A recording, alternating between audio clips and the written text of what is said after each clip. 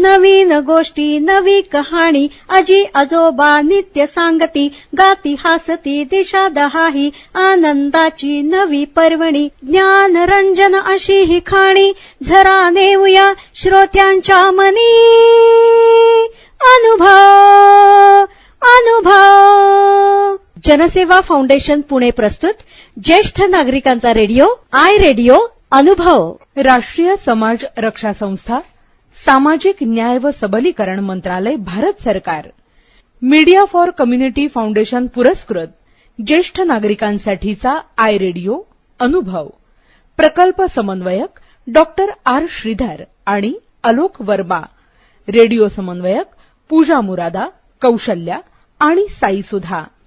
ज्येष्ठ नागरिकांच्या समस्या, प्रश्न आणि मार्गदर्शन यासाठी टोल फ्री एल्डर लाईन क्रमांक 14567 म्हणजेच 14567 यावर सकाळी 8 ते रात्री 8 या दरम्यान संपर्क साधावा.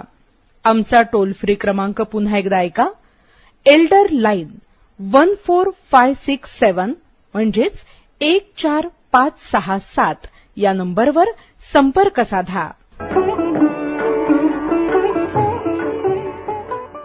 आता आपण ऐकणार आहोत प्राध्यापक जे.पी. देसाई यांचे विचार. विषय आहे भारतीय स्वातंत्र्य लढ्यात महात्मा गांधी यांचे योगदान. चला आपण ऐकूया प्राध्यापक जे.पी. देसाई यांचे विचार.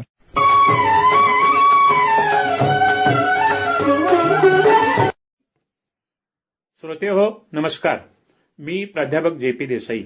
आपण ऐकत आहात जनसेवा फाउंडेशन पुणे प्रस्तुत आय रेडिओ अर्थात ज्येष्ठ नागरिकांचा रेडिओ अनुभव. अनुभव रेडिओवर सर्व श्रोत्यांचे स्वागत. भारतीय स्वातंत्र्य लढ्यातील महात्मा गांधीजींचे योगदान या विषयावर मी आपणाशी सुसंवाद साधत आहे. 15 ऑगस्ट 1947 रोजी आपल्या भारत देशाला स्वातंत्र्य मिळाले. आपण स्वातंत्र्य प्राप्तीच्या 75व्या वर्षात अमृत महोत्सवी वर्षात पदार्पण केलेले आहे.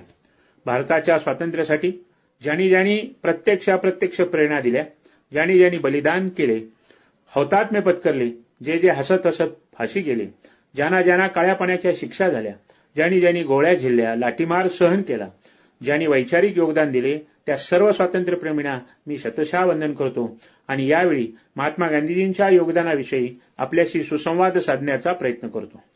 भारताच्या स्वातंत्र्य प्राप्तीसाठी महात्मा गांधीजींनी ब्रिटिश साम्राज्याविरुद्ध जो प्रदीर्घ लढा दिला तो सत्य आणि अहिंसा या तत्वांच्या आधाराने दिलेला निशस्त्र लढा होता.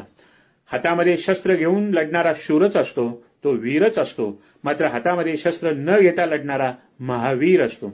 महात्मा गांधीजी या अर्थाने महावीर होते. जगप्रसिद्ध शास्त्रज्ञ आईन्स्टाईन यांनी म्हटले होते, मी शोधून काढलेल्या सापेक्षवादाच्या सिद्धांतातून जो अणुबॉम्ब तयार झाला त्या अणुबॉम्बमध्ये जी स्फोटक शक्ती आहे त्यापेक्षा हजारो पटीने अधिक स्फोटक शक्ती महात्मा गांधीजींच्या सत्य आणि अहिंसा या विचारात आहे, त्यांनी दिलेल्या निशस्त्र लढ्यामध्ये आहे.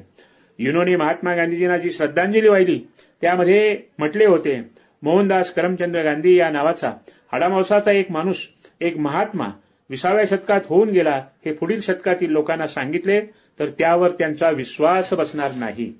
काही वर्षांपूर्वी जागतिक पातळीवरती एक सर्वेक्षण झाले. विषय होता गेल्या 100 वर्षातील सर्वश्रेष्ठ माणूस कोण. सांगताना अभिमान वाटतो, तो माणूस म्हणजे राष्ट्रपिता महात्मा गांधी. महात्मा गांधीजींच्या श्रेष्ठत्वाचा एक किस्सा सांगतो. गांधी चित्रपटाचे दिग्दर्शक रिचर्ड ॲटनबरो यांना एक प्रश्न विचारला गेला. इंग्लंडचे नेते क्रॉमवेल, आयर्लंडचे नेते डी व्हॅलोरा, अमेरिकेचे जॉर्ज वॉशिंग्टन, इटालीचे नेते गारिबाल्डी, रशियाचे लेनिन आणि चीनचे माओ हे जागतिक कीर्तीचे नेते असताना तुम्ही चित्रपटासाठी गांधीजींचीच निवड का केली. तेव्हा ॲटनबरोने दिलेले उत्तर महत्वाचे आहे. देशाच्या स्वातंत्र्यासाठी हाती शस्त्र घेणारे नेते प्रत्येक देशामध्ये झाले, मात्र देशाच्या स्वातंत्र्यासाठी निशस्त्र लढा देणारा नेता फक्त गांधी होय.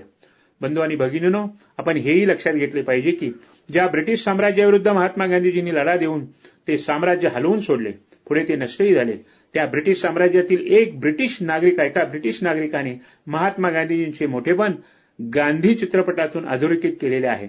आपण हेही लक्षात घेतले पाहिजे की या गांधी चित्रपटाने जगाच्या पाठीवरील सिनेमासृष्टीतील उत्पन्नाचे सर्व उच्चांक मोडलेले आहेत. निशस्त्र लढ्यासंबंधी महात्मा गांधीजींची भूमिका स्पष्ट होती.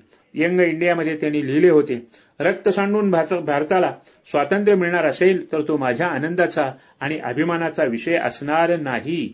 महात्मा गांधीजींच्या निशस्त्र लढ्याच्या यशाचा आढावा घेताना काही घटनांचा फक्त उल्लेख मी करतो. सन 1893 ते 1915 या काळात महात्मा गांधीजी दक्षिण आफ्रिकेत राहिले. काळ्या वंशाच्या लोकांसाठी, त्यांच्या हक्कांसाठी ब्रिटिश साम्राज्याविरोधात लढणारा नेता म्हणून ते प्रसिद्ध पावले. नामदार गोखले यांच्या मार्गदर्शनानुसार ते भारतात आले.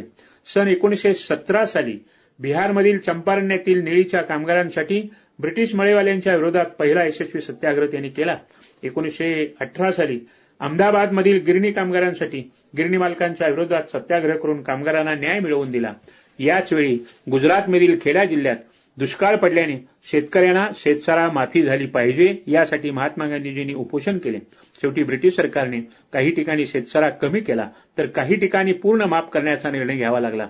निशस्त्र लढ्याला फार मोठे यश मिळाले.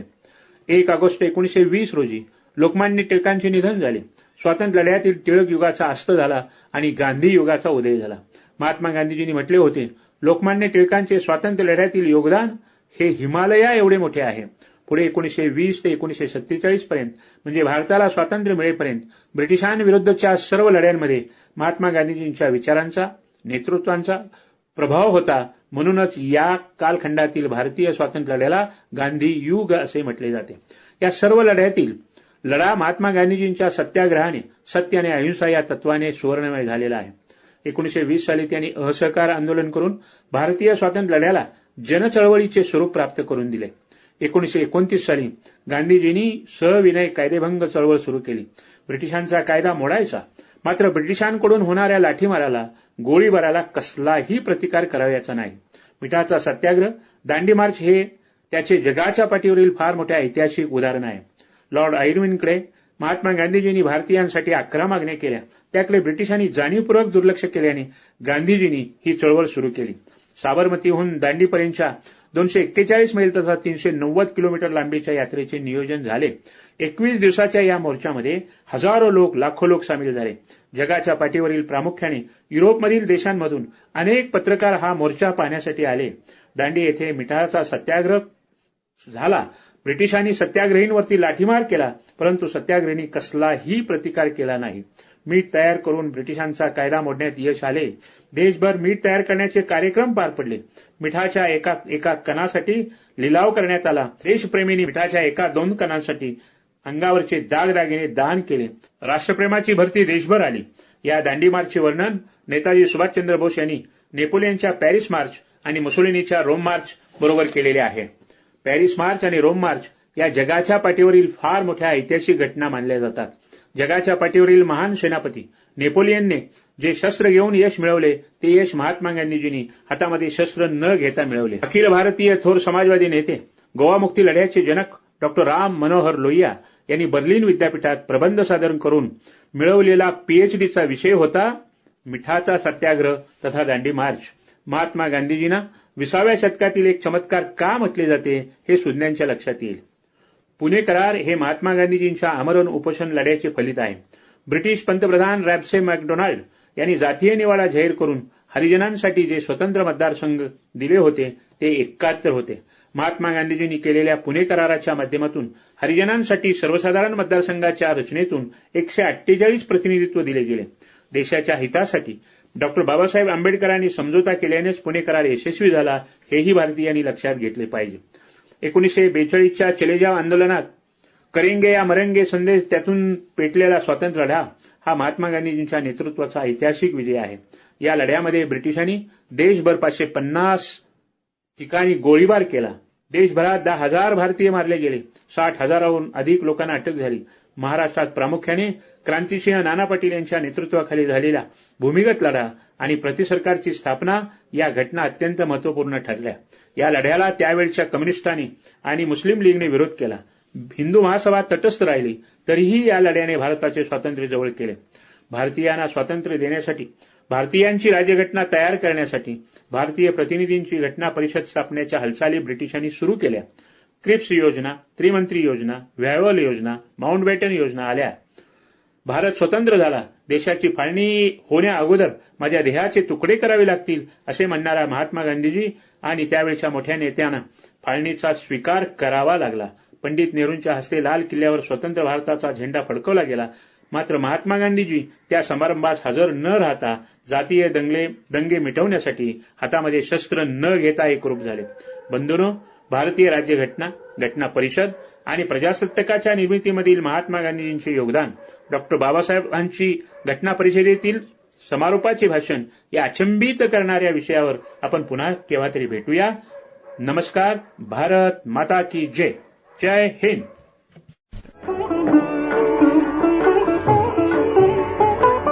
धन्यवाद देसाई सर. तर श्रोते हो, अनुभव आय रेडिओवर आता आपण ऐकलेत प्राध्यापक JP देसाई सर यांचे विचार. विषय होता भारतीय स्वातंत्र्य लढ्यात महात्मा गांधी यांचे योगदान. सर, आज आपण जी माहिती दिलेली आहे ती निश्चितच आमच्या सर्व श्रोत्यांना एक प्रेरणा आणि मार्गदर्शन म्हणून उपयोगात येईल. श्रोते हो, भेटूयात एका छोट्याशा विश्रांतीनंतर.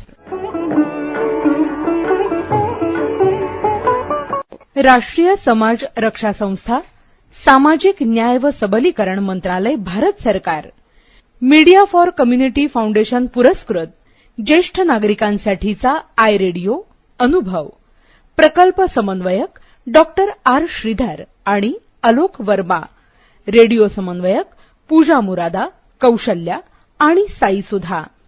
ज्येष्ठ नागरिकांच्या समस्या, प्रश्न आणि मार्गदर्शन यासाठी टोल फ्री एल्डर लाईन क्रमांक 14567 म्हणजेच 14567 यावर सकाळी 8 ते रात्री 8 या दरम्यान संपर्क साधावा.